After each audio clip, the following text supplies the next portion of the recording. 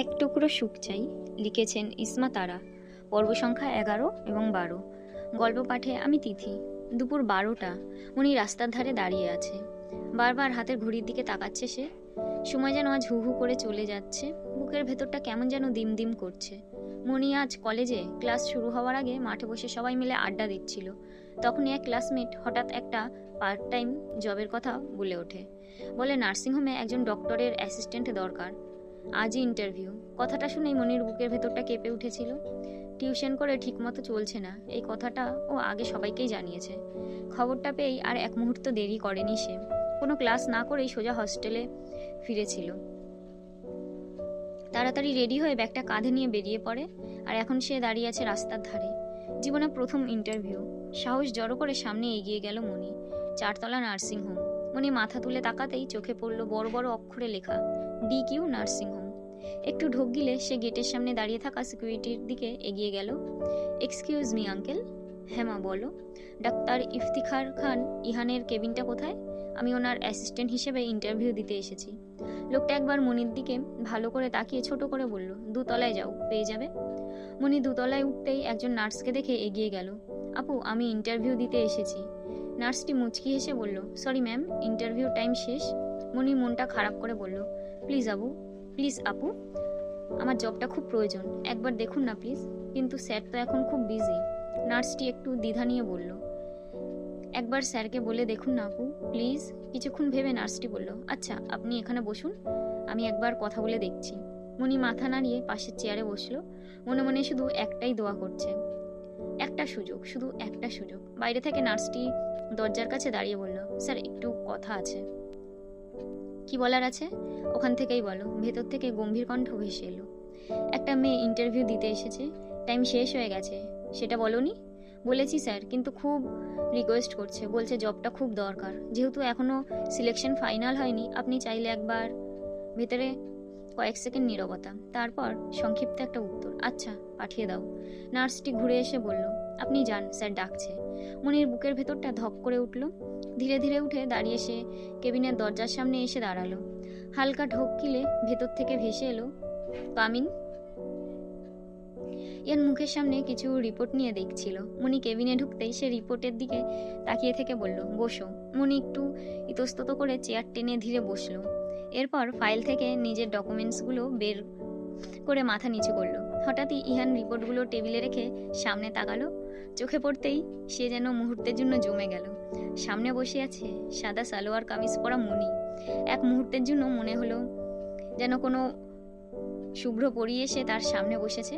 মুখটা চিনতে একটু অসুবিধা হলো না। ইয়ানের হঠাৎই হার্টবিট বেড়ে গেল। সে নিজেকে সামলে জোরে একটা নিঃশ্বাস নিল। মনি ডকুমেন্টসগুলো টেবিলে রাখতেই দুজনের চোখাচোখি হলো। মনি প্রথমে চোখের ভুল ভেবে দুহাত দিয়ে চোখ কচলে নিল। Drama queen? ইহান ধীরে বলল। সত্যটা বুঝতেই মনি খুব জোরে চেঁচিয়ে উঠল। 1 সেকেন্ডের মধ্যেই ইহান সামনে ঝাঁপিয়ে এসে এক হাত দিয়ে মনির মুখ চেপে ধরল। স্টপ ড্রামা কুইন, চেঁচাচ্ছ কেন? মনি চোখ বড় বড় করে তাকিয়ে রইল। পর মুহূর্তে মনি ধাক্কা দিয়ে ইহানকে সরিয়ে দিল। আচমকা ধাক্কায় ইহান দুপা পিছিয়ে গেল। আপনি এখানে কি করছেন? ইহান কোনো উত্তর দিল না। ধাক্কা খেয়ে পিছিয়েছিল, কিন্তু এখন মনি সামনে দাঁড়িয়ে, চোখ সরছেই না মনির দিক থেকে। মনি আরো বিরক্ত হলো। ইহান যেন তখনই বাস্তবে ফিরল। ভুরু কুঁচকে বলল, হ্যাঁ কি যেন বলছিলে? আপনি এখানে কি করে আসলেন? ইহান ঠোঁটের কোণে হালকা হাসি টেনে বলল, আমার নার্সিংহোম, আমি কি করে আসলাম? এটা আবার প্রশ্ন হয় নাকি ড্রামা কুইন? মনি চোখ বড় বড় করে তাকালো। আপনার নার্সিংহোম? এই কেবিনটা আপনার? আপনি doctor Ihan? Yes drama queen. Ihan ইচ্ছা করেই নামটা টেনে বলল। মনি রেগে উঠে দাঁড়াতে গিয়ে আবারও বসে পড়ল। ইয়ান ঠান্ডা গলায় প্রশ্ন ছুড়ে দিল, তুমি এখানে কি করছো? আমি ইন্টারভিউ দিতে এসেছি। জব করবে তুমি ড্রামা কুইন? হ্যাঁ করব, কিন্তু আপনার কাছে না। এই কথাটায় ইহানের চোখ চিকচিক করে উঠল। সে একটু সামনে ঝুঁকে বলল, ওহ তাই নাকি? মনি রেগে ফুঁসতে ফুঁসতে বলল, কালকে তো আপনি একজন কিডন্যাপার অর্থাৎ ভিলেন ছিলেন, আজ হঠাৎ ডাক্তার হলেন কি করে? ইহান আর হাসি আটকে রাখতে পারল না। মাথা নাড়িয়ে বলল, সত্যি বলবো? উনি বিরক্ত হয়ে মাথা নাড়ল। বলুন। কাল তুমি চলে যাওয়ার পর সারা রাত পড়েছি, সকাল হতেই ডাক্তার হয়ে গেছি। এই মশাই, ডাক্তার হওয়া কি মুনির মোয়া নাকি? এক রাত জেগে মানুষ ডাক্তার হয়ে যায়? ইহান আবার হেসে ফেলল। তোমার রাগী মুখটা সত্যি ইন্টারেস্টিং ড্রামা কুইন। ফালতু কথা বলবেন না। মনি ডকুমেন্টসগুলো ব্যাগে ঢুকিয়ে উঠে দাঁড়ালো। ঠিক তখনই ইহান নরম শান্ত গলায় বলল, you are select drama queen. আজ থেকে তুমি আমার পার্সোনাল অ্যাসিস্ট্যান্ট। মনি এক পা এগিয়ে আবার থেমে গেল। বয়েই গেল আপনার অ্যাসিস্ট্যান্ট হতে আমার। ইহান মুচকি হেসে বলল, ভেবে বলছো তো? এরকম জব আমার দরকার নেই। মনি দরজার দিকে হাঁটা শুরু করলো। ইহান পিছন থেকে শান্ত কিন্তু ধারালো গলায় বলল, ভেবেচিন্তে সিদ্ধান্ত নাও ড্রামা কুইন। আপনি একজন ক্রিমিনাল, আমি আপনার কাছে জব করব না। Maybe, but I am only your criminal drama queen. Moni আর কিছু না বলে কেবিন থেকে বার হয়ে গেল। ইহান মনির চলে যাওয়ায় তাকিয়ে তাকিয়ে দেখল। দরজা বন্ধ হতেই সে ধীরে চেয়ারে হেলান দিল। ঠোঁটের কোণে একটা ধীর ঠান্ডা হাসি খেলল। নিজের মনেই বলল, I will make sure that you come back and tell me I want this job. ঠিক তখনই একটা কল এলো। মুহূর্তের মধ্যে ইহানের মুখের ভাবটা বদলে গেল। কলটা তুলতেই ওপাশ থেকে ভীতসন্তস্ত গলায় ভেসে এলো, বস ভালো আছেন? ইহান গম্ভীর স্বরে বলল, ভালো আছি। কি বলার জন্য ফোন করেছো সেটা বলো। আমি এখন নার্সিংহোমে আছি। ফোনের ওপাশে লোকটা গলা কাঁপছে ভয়ে, বস আমাদের দলের একজন সম্ভবত গাদ্দারি করেছে। এক ঝটকায় ইহানের চোখ দুটো লাল হয়ে উঠল। কণ্ঠটা আরো ঠান্ডা, আরো ভয়ঙ্কর। তুমি শিওর? পুরোটা না বস, কিন্তু সন্দেহ আছে, তাই আপনাকে জানালাম।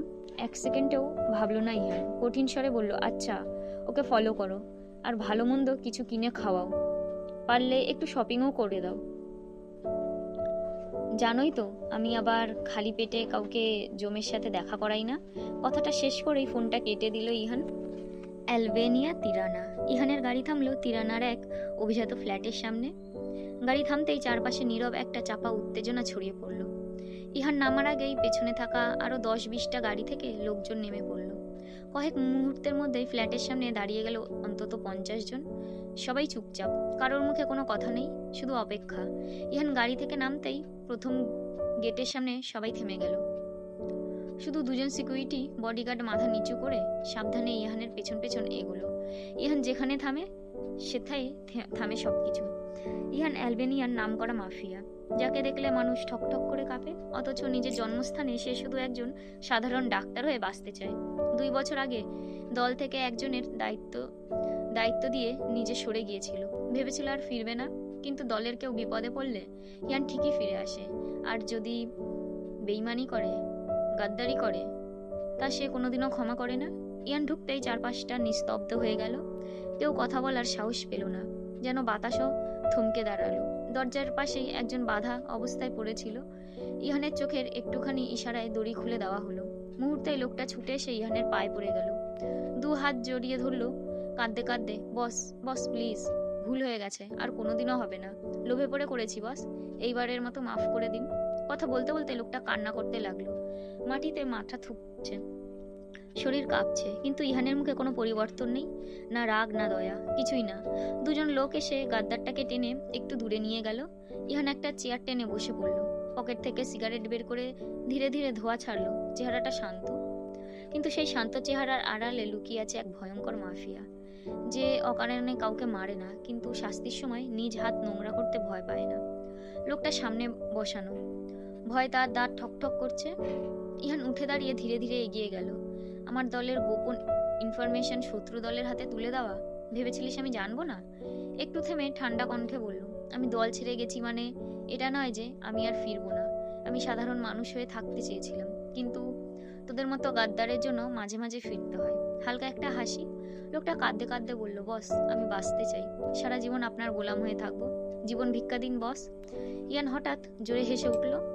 এই হাসিটা শুনতেই আশেপাশে সবাই চমকে উঠল। এই হাসির ভেতরে লুকিয়ে থাকে মৃত্যু, জীবন ভিক্ষা। ভালোই হাসালি। চোখে একটুখানি ইশারায় একজন ছুটে এসে সামনে কয়েকটা পিস্তল ধরল। ইহান সেখান থেকে একটা ছোট পিস্তল তুলে নিল। মুখের হাসিটা আর একটু গভীর হলো। হঠাৎই ইহান নিজের হাত বাড়িয়ে পিস্তলটা গাদ্দার লোকটার হাতে দিল। এক মুহূর্তের জন্য ঘরের সবাই থ মেরে গেল। পাশে দাঁড়ানো 2 জন লোকও অবাক হয়ে তাকিয়ে রইল। এটা কেউ কল্পনাও করেনি। লোকটার চোখে তখন একটা জিনিস, বাঁচার শেষ সুযোগ। হাত কাঁপতে কাঁপতে সে বন্দুকটা শক্ত করে ধরল। হঠাৎ পাগলের মতো ঝাঁপিয়ে পড়ল ইহানের দিকে। ইহান 1 পা পিছিয়ে গেল। মুখে একটুখানি ভয়, নাকি সেটাও অভিনয় বোঝা গেল না। লোকটা চোখ বন্ধ করে ট্রিগার টিপে দিল, ক্লিক ক্লিক ক্লিক। ঘরের ভেতর শুধু বন্দুকের শুকনো আওয়াজ, কোনো গুলি নেই। সে আবার চেষ্টা করলো, আবারও শুধু শব্দ। তখনই ইহান জোরে বিকট শব্দে হেসে উঠল। এই হাসিটা এতটা ভয়ঙ্কর যে ঘরের সবাই শিউরে উঠল। গুলি নেই। হাসতে হাসতে ইয়ান সামনে এগোলো। তোকে একটা সুযোগ দিয়েছিলাম, শেষ সুযোগ। লোকটা এবার পুরোপুরি ভেঙে পড়ল, হাঁটু গেড়ে বসে পড়ল। বন্দুক হাত থেকে পড়ে গেল। না না বস প্লিজ। তারপর ইহান ধীরে ধীরে এগিয়ে গেল। হঠাৎই এক লাথি লোকটার বুকের ওপর সজোরে লাগতে এসে ছিটকে গিয়ে মেঝেতে আছড়ে পড়ল। শ্বাস আটকে গেল তার, বাতাসের জন্য ছটফট করতে লাগলো। ইয়ান থামলো না, এক পা বাড়িয়ে লোকটার বুকের ওপর চেপে ধরলো। পুরো ওজনটা তার উপর। লোকটা ছটফট করছে, কিন্তু নড়ার কোনো জায়গা নেই। ঘরের সবাই দাঁড়িয়ে আছে, কেউ তাকাতে পারছে না, কেউ চোখ ফেরাতেও পারছে না। ইহান হাত বাড়ালো, ইশারা মাত্র একজন বন্দুকটা এগিয়ে দিল। ইহান সেটা ধরলো, ধীরে, খুব ধীরে লোকটার মাথার কাছে নামিয়ে আনলো। লোকটার চোখ তখন খোলা, চিৎকার বেরোচ্ছে না, শুধু ভয়। ইহান মুখে কোনো রাগ নেই, কণ্ঠও শান্ত। শেষ। একটা বিকট আওয়াজে ঘর কেঁপে উঠল, তারপর নিস্তব্ধতা। ইহান পা সরিয়ে নিল। ঘরের ভেতর আর কোনো নড়াচড়া নেই। সে ঘুরে দাঁড়ালো, কণ্ঠ ঠান্ডা, পরিষ্কার করো। ইয়ান হেঁটে বেরিয়ে গেল। পেছনে পড়ে রইল শুধু ভয় আর একটা নিঃশব্দ চিরন্তন শেষ। মনি বেডের ওপর বসে আছে চুপচাপ। কিছুই ঠিকঠাক মাথায় ঢুকছে না। একটার পর একটা ফোন কল, সব একই কথা। যাদের বাড়িতে সে টিউশন পড়াতো সবাই এক সুরে বলছে আর পড়াতে হবে না। কেন? এই প্রশ্নটার কোনো উত্তর দেয়নি কেউ। মনি বারবার রিকোয়েস্ট করেছে, কখনো নর্ম গলায়, কখনো কাপা কণ্ঠে, কিন্তু ওপাশের গলাগুলো নির্দয়। একই কথা ঘুরে ফিরে, আর পড়াতে হবে না। ফোন রেখে সে অনেকক্ষণ তাকিয়েছিল ফাঁকা দেওয়ালের দিকে। হাত দুটো ঠান্ডা হয়ে আসছে, বুকের ভেতর অদ্ভুত একটা ভয় জমে উঠছে।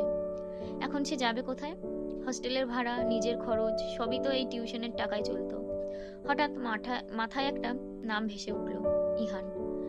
তার অ্যাসিস্ট্যান্ট হওয়া, এটাই একমাত্র রাস্তা। কিন্তু মনটা সঙ্গে সঙ্গে বিদ্রোহ করলো। মনে আরো গুলিয়ে গেল। হঠাৎ করে সবাই টিউশনি বন্ধ করে দিল কেন একসাথে? এটা কি শুধু কাকতালীয়? ভাবতে ভাবতে বুকটা ভারী হয়ে এলো। তারপর হঠাৎ মনে পড়লো হস্টেলের মালিকের মুখটা। মাসে মাসে টাকা দিতে দেরি হলে যেভাবে কথা শোনায়, যেভাবে অপমান করে, সেই অপমান আর সহ্য হচ্ছে না। মনি গম্ভীর শ্বাস নিল, চোখ শক্ত করে বন্ধ করলো। শেষমেশ নিজের সাথে ফিসফিস করে বলল, যাই হোক, জবটা করতেই হবে, কারণ এখন আর হাতে আর কোনো উপায় নেই এই শহরে টিকে থাকার জন্য। নিজেকে শক্ত করতেই হবে। তড়িঘড়ি করে বেরিয়ে পড়ল মনি। কখন বেরিয়েছে, কখন রাস্তা পেরিয়েছে নিজেরও খেয়াল নেই। প্রায় আধ ঘন্টা পর সে রাস্তার ধারে দাঁড়িয়ে। নার্সিংহোমে গিয়েছিল, কিন্তু সেখানে ইহান নেই। শুনেছে কোনো কাজে বাইরে গেছেন। একজন নার্স নাম্বারটা দিয়েছে। মনি ফোনটা হাতে নিয়ে দাঁড়িয়ে রইল। মনের ভেতর কু ডাকছে, কল দেবে নাকি দেবে না। অনেক ভেবে শেষমেশে কল করলো। প্রথম রিং উঠলো না, দ্বিতীয় রিং পড়তেই কলটা ধরলো। ওপাশ থেকে গম্ভীর কণ্ঠ, হ্যালো, কে বলছেন? মনি কিছু বলতে পারলো না, বুকের ভেতরটা দিম দিম করছে। হঠাৎ সে ফোনটা সরিয়ে দিল। কল কেটে গেল। পরের মুহূর্তে ইহানের কল। মনি ধরলো না, ভয় করছে। দ্বিতীয়বার কল এলো, তাও ধরলো না। ইহানের রাগ উঠলো, ভাবছিল হয়তো কোনো পেশেন্ট। তৃতীয়বার কল দিল, এবার কল ধরলো না। নিজেই কল করে আবার নিজেই কেটে দিচ্ছে কেন? গম্ভীর বিরক্ত স্বর। মনি খুব ছোট গলায় বলল, বকছেন কেন? এইটুকু কথাই